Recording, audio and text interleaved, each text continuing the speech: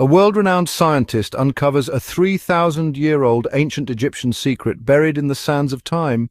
But what truly shocks him is when he discovers that this remarkable finding was foretold 1,400 years ago. Maurice Bucaille was a highly respected French medical doctor and scientist. Born and raised in secular France, he was a man of science, driven by facts, and had no reason to explore religious texts, until his career took an unexpected turn.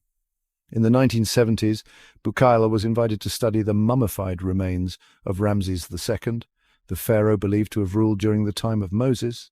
During his meticulous examination, Bucaille found traces of salt embedded in the pharaoh's body. This stunning discovery led him to conclude that the ruler had likely drowned or been submerged in water before his body was recovered and mummified.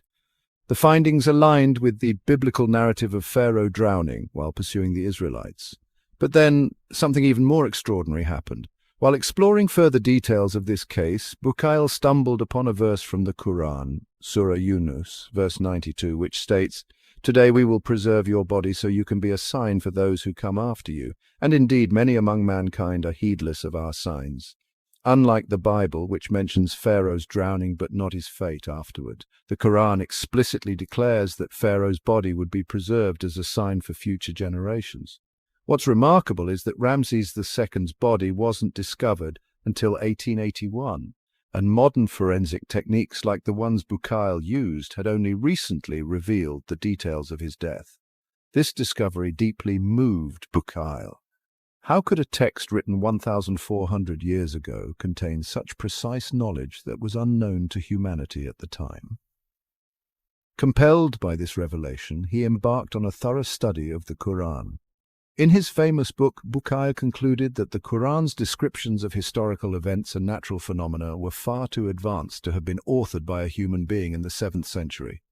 For Bucaille, the Quran's compatibility with modern scientific knowledge was undeniable proof of its divine origin.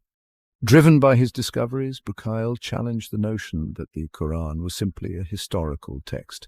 Instead, he asserted that it contained knowledge beyond the reach of human understanding at the time of its revelation, bridging the worlds of science and faith in a way that captivated readers around the world.